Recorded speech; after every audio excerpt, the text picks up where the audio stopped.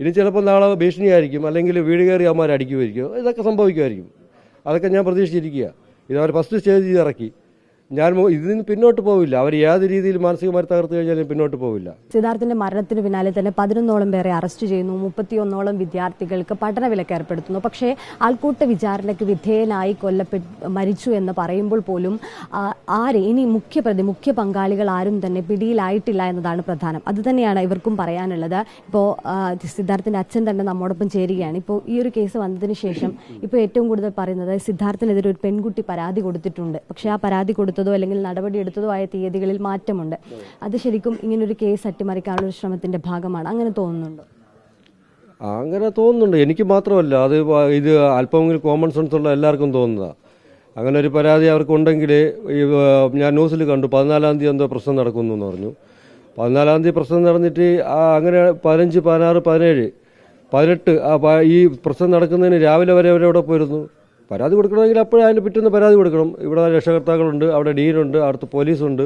അപ്പോൾ അവർ കൊടുക്കണം, പരാതി കൊടുത്ത് ആക്ഷൻ എടുക്കണം. അവനൊരു തെറ്റ് ചെയ്തിട്ടുണ്ടെങ്കിൽ ഉറപ്പായിട്ടും ഞാൻ അവരെ കൂടെ നിൽക്കും. ആ പെൺകുട്ടി പരാതി കൊടുത്തിട്ടുണ്ടെങ്കിൽ ഞാൻ 100% പെൺകുട്ടിയുടെ കൂടെ നിൽക്കും. ഇവൻ തെറ്റ് ചെയ്തിട്ടുണ്ടെങ്കിൽ. മരണം വരെ എന്തിനാണ് കാത്തു നിന്നത്? അല്ലെങ്കിൽ ഈ കൊല്ലുന്നവരെന്തിനാണ് കാത്തു നിന്നത്? അതിൻ്റെ ആവശ്യമില്ല.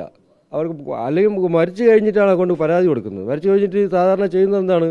സാധാരണ നമ്മൾ കണ്ടിട്ടുള്ളത്, മരിച്ചു കഴിഞ്ഞിട്ട് ഒരു പരാതിയോ ഒരു ഇത് കൊടുക്കുന്നതെന്ന് പറഞ്ഞാൽ അവരുടെ സ്വത്തുക്കൾ എനിക്കാണ്. നമ്മൾ കണ്ടിട്ടില്ലേ പണ്ട് അച്ഛനും അമ്മയും അതൊക്കെ വഴക്കുള്ളത്. മരിച്ചു കഴിഞ്ഞിട്ട് നമ്മൾ സ്റ്റേഷനിലോട്ടോ വല്ല പോകുന്നത് എന്താണ്? അവരുടെ സ്വത്തുക്കൾ എനിക്ക് വേണം, ഈ സ്വത്തുക്കൾ എനിക്ക് വേണം. അതിനാണ് മരിച്ചു കഴിഞ്ഞിട്ട് ഒരാളുടെ പേരിൽ പരാതി കൊണ്ട് പോകുന്നത്, ആ പേരിൽ പോകുന്നത്. മരിച്ചു കഴിഞ്ഞിട്ട് ഈ ഒരു കേസും കൊണ്ട് പോകുന്നത് എന്തിനാണ്? അപ്പോൾ എന്തിനാണ്? കൊന്നു കഴിഞ്ഞിട്ടും അവന്മാർക്ക് മതിയായില്ല, കൊന്നു കഴിഞ്ഞിട്ടും മതിയായില്ല, വീണ്ടും അവനെ ഇട്ട് കൊല്ലണം. അപ്പം മരിച്ചു കഴിഞ്ഞു, അവൻ തീർന്നു. എന്നിട്ട് ഈ പരാതി കൊണ്ടുപോയിട്ട് അവനെ വീണ്ടും കൊണ്ട് ജയിലിലിടാനാണ്. എന്നിട്ടാണ് ഈ പരാതി കൊടുത്തത്. അതിനു വേണ്ടിയാണ് പരാതി കൊടുത്തത്. അത് അവിടുന്ന് മുമ്പേ നമുക്ക് വിവരം കിട്ടിയായിരുന്നു, നിങ്ങളെ മാനസികമായിട്ട് എങ്ങനെയെങ്കിലും തകർക്കും, ഏത് രീതിയിലും തകർക്കും. ഇപ്പോൾ ഇത് വന്നു.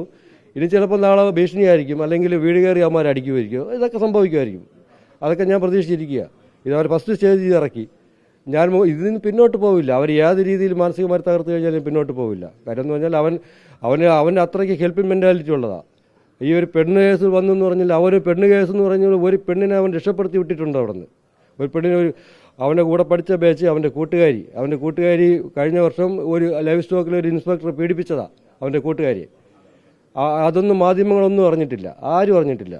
ആ കോളേജിൽ അവന് ക്ലാസ് ഉപരോധിക്കുക, അവൻ്റെ ഡീൻ്റെ ഓഫീസ് ഉപരോധിച്ചതും അവൻ്റെ ക്ലാസ് ഉപരോധിച്ചതും എല്ലാം എൻ്റെ മോനും കൂടെ ചേർന്നിട്ടാണ്. ആ കുട്ടിക്ക് നീതിക്ക് വേണ്ടിക്ക് അത് ചെയ്തില്ല, അത് കിട്ടിയില്ല. അവസാനം എൻ്റെ മകനെ ആ കുട്ടിയുടെ അച്ഛനും അമ്മയും നിരന്തരം ഫോൺ വിളിച്ചിട്ട് എങ്ങനെയെങ്കിലും ഇവിടെ നിന്ന് കോളേജിൽ നിന്ന് മാറ്റിയിട്ട് മണ്ണുത്തിയിലോട്ട് കൊണ്ടുപോകാനായിട്ട് അതിന് മുന്നിട്ട് നിന്നതും സിദ്ധാർത്ഥനാണ്, എൻ്റെ മകനാണ്. അതുകൊണ്ട് അവന് ആ ഹെൽപ്പിംഗ് മെൻറ്റാലിറ്റി ഉണ്ട്. ആ കുട്ടിക്ക് ഈ കാര്യങ്ങളെല്ലാം അറിയാമെന്നുള്ള ഒരു വാട്സപ്പ് സന്ദേശം നമുക്കുണ്ട്. അതെല്ലാം നമ്മൾ വച്ചേക്കുക, നമ്മൾ കൈമാറുന്നത്.